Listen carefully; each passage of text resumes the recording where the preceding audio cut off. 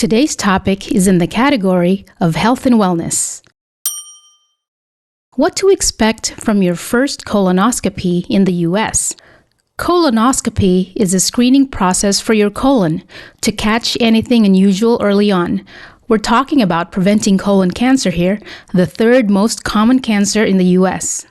In 2021, the agency called U.S. Preventive Services Task Force lowered the recommended age from 50 to 45. That means if you're 45 or older and have medical insurance, it is likely covered.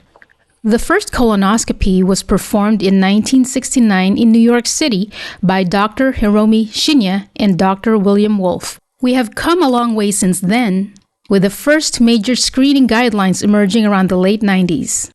Here's a little tidbit. When we talk about the colon, we're referring to your large intestine, roughly 5 feet long. A traditional colonoscopy only screens this part, as it is more prone to developing growths. It does not screen the small intestine, which is even longer, stretching somewhere between 9 to 16 feet. So you've got your first colonoscopy marked on your calendar. You might be wondering, what's it gonna be like? First up, you'll need someone you know to drive you home afterward. No public transport or Uber allowed for safety reasons.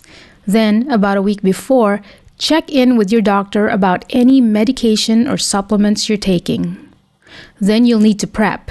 The goal of the prep is to get your insides as clean as a whistle for an effective exam. This means taking prescribed laxatives. For our purposes in this video, let's say it's the brand Suprep. Make sure you fill your prescription a week before. 3 days before the procedure, you start a low-fiber diet. Say goodbye to high-fiber foods like granola, raw vegetables. You can still eat breads, meat, and canned fruit. Make sure to drink plenty of water. 2 days before, shift to a full liquid diet. Think milk, custard, fruit juices, no solids, and keep up with the water. The day before is when things ramp up.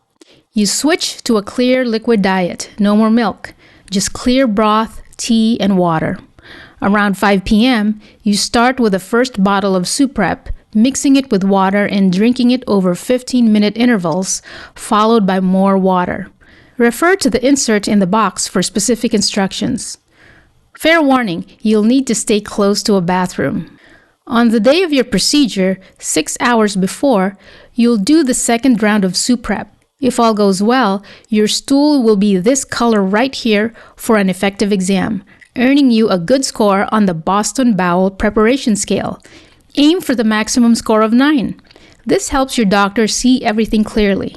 On the day, you might feel a bit weak and lightheaded as you haven't eaten for days, so hang in there. At the facility, you'll get checked in, change into a gown, sign a medical consent form, and get prepped with an IV sedative. The specific sedatives administered can vary.